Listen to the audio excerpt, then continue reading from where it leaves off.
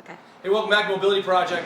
I want to follow up on an idea. We're going to post a video today from some work we did with our dentist friends at Agility Guard, which is really about putting the jaw into a good position while you work out. And now, I challenge you guys, next time you're in the gym, look what people do with their faces. They do crazy stuff. They make this faces, like, you really get all, people get freaky. And what's happening, we hypothesize that, you have this big, powerful system in the back. Your traps attach up to your neck. You have all these muscles hold your big head forward. And then right in the front, you have the same kind of features, except you have this open circuit, your jaw right in the middle of that. And until you close that down, until you do something with that jaw, you're going to have a problem because it leaves you vulnerable for losing head position.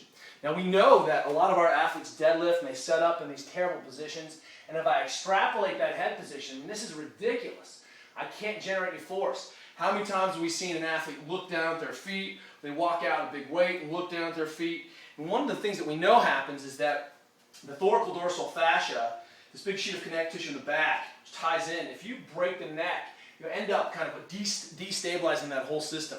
The traps lose tension, we see kind of a whole bunch of problems. Put a bar here, you could be tacking that nervous system down and forward. But I also want to show you that your nervous system runs through these column of bones, your vertebra, and if you challenge that with shear, you're going to see a decrease in force production right away. So watch, I've got Glenn here, he's pretty strong, he spreads the fingers out, he's going to keep his eyes level. Now watch, I'm going to try to bend his arm, his head is in neutral, so make sure you're just totally square. Head is in neutral, I'm going to try to bend his arm. All he's doing is staying stiff here, this is ripped off from Tony Blauer, of course.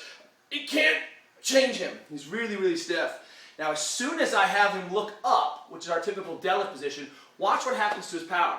His nervous system will shut him down. And look up, boom, and he breaks right away. And you feel crazy. Whoa, what happened to my energy? So we have this mechanical break that happens. We also have this nervous system shear that especially if I change positions during that loaded movement, I'm going to shut my system down. Same thing happens when the head is down. So go ahead and put your hand out again. As soon as the head breaks down and break down, boom, he breaks again, and it's instantaneous. So when we look at things like the mouth guard, it's about, hey, how can we support this position more effectively? And by shutting that jaw down, we see fewer adaptations and fewer changes. You don't make the, hyphy thiz face when you lift, right? What's up? So one of the issues here is that what do you do with your tongue when you lift? And one of the models that has been out there forever and ever is to put the tongue to the roof of your mouth.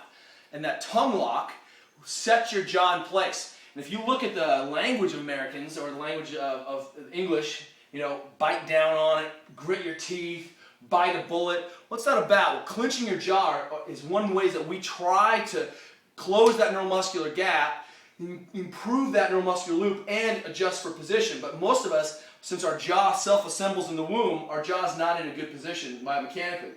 We see a lot of deviation side to side, forward head on neck. Short neck flexors get worse, and now it's really difficult for me to ever kind of stabilize. And if you watch the Olympic lifters in the Nationals this last week, and you see all kinds of crazy, mouth things trying to stabilize the front of that neck. So the more we can just take these pieces out of the system, we talk a lot about the head being the keystone, we adjust head position, and everything else follows. So your homework today, try this tongue lock, put the tongue to the roof of your mouth when you lift, and see if that doesn't just help. Because with the tongue to the roof of the mouth, it's actually quite difficult to change. As soon as you lose that head position, you're losing position, which is about power. We'll see you guys tomorrow.